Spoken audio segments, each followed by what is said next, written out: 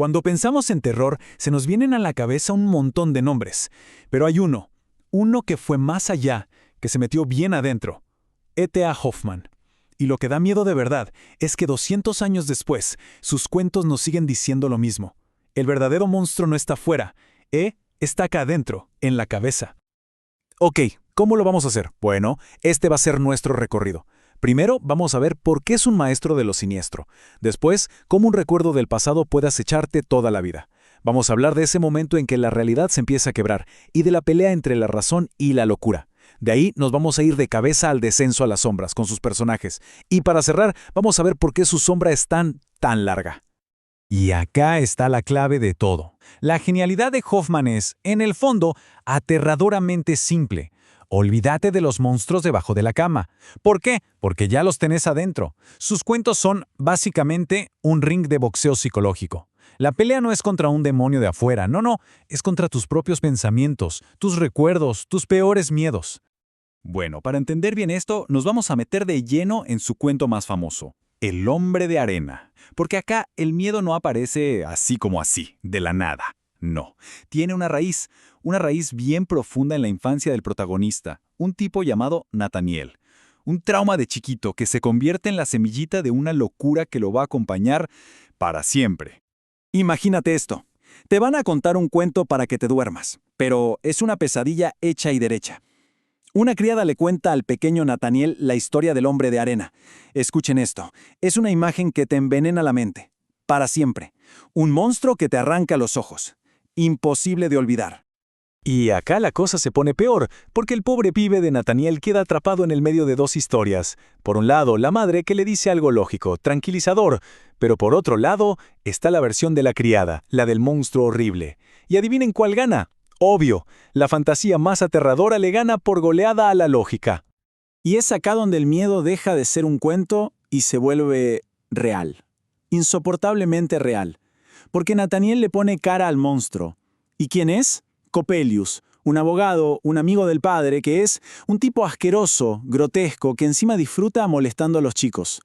De repente, el hombre de arena ya no es una leyenda lejana. Es un tipo que va a tu casa. El monstruo está en tu living. Ok, ahora vamos a lo que es, para mí, el mayor aporte de Hoffmann al terror. Porque él fue el primero en explorar en serio una sensación que seguro todos sentimos alguna vez, pero que es difícil de poner en palabras. Es lo siniestro. ¿Saben? Ese escalofrío que te corre por la espalda cuando algo que conoces, algo familiar, de golpe, se vuelve raro, amenazante. Pero a ver, ¿qué es exactamente lo siniestro? La magia de Hoffmann es que logra que las cosas de todos los días nos den pánico.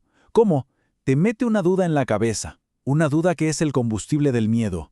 ¿Esto que estoy viendo es de verdad? ¿O es que me estoy volviendo loco? Y para lograr esto, Hoffmann tenía un montón de trucos. Por ejemplo, te ponía autómatas, muñecos que parecían tan reales que daban miedo, como el personaje de Olimpia, o fantasmas que solo una persona podía ver, mientras los demás no veían nada. Ni hablar de los dobles, los doppelgänger, un clásico. O incluso objetos comunes y corrientes, como un simple catalejo, que de repente tienen una vida propia y maligna. La clave de todo, siempre, es esa duda, esa ambigüedad. Y acá es donde la cosa se pone fascinante, porque la literatura y la psicología se dan la mano. Años, décadas más tarde, el mismísimo Sigmund Freud, que estaba obsesionado con el hombre de arena, trató de definirlo, y su idea fue esta. Lo siniestro es eso que tendría que haberse quedado escondido en secreto, pero que por alguna razón salió a la luz. Es como si tus miedos más ocultos de repente se te pararan enfrente. Y toda esta tensión nos lleva al nudo de las historias de Hoffmann. Es una pelea constante, ¿no? Por un lado tenés al protagonista, que está paranoico, que ve cosas terribles, y por otro tenés a todo el mundo a su alrededor diciéndole, no, flaco, estás loco, todo está en tu cabeza. Nathaniel es el que cree en el destino, en las fuerzas oscuras. Él está segurísimo de que no controla nada, de que es un títere de poderes malignos que juegan con él. Para Nathaniel, el peligro no es una idea, es algo 100% real. Pero del otro lado del ring está Clara, su prometida. Ella es la razón pura. Y lo que le dice es demoledor por lo lógico que es. O sea, le está diciendo, el poder de estos monstruos no está en ellos, está en vos, en que les creés. Si dejas de creer, desaparecen. Y esa es la batalla central del cuento. Pero bueno, Estamos en un cuento de Hoffman, y acá la razón no siempre gana. La obsesión de Nathaniel con estos fantasmas lo empieza a aislar, se lo come vivo, y lo va llevando derechito a un final horrible. En vez de salvarlo, pelear contra esto lo hunde cada vez más.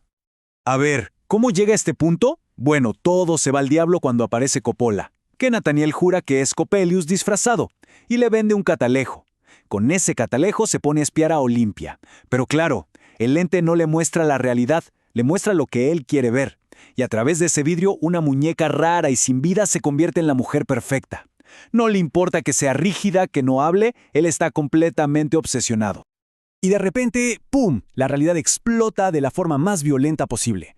Nathaniel entra a la habitación y se encuentra a los dos tipos, Spallanzani y Coppola, peleando como animales por Olimpia. Le están tironeando, la desarman, la hacen pedazos. Su ilusión no es que se rompe, no, vuela por el aire en 1000 pedazos.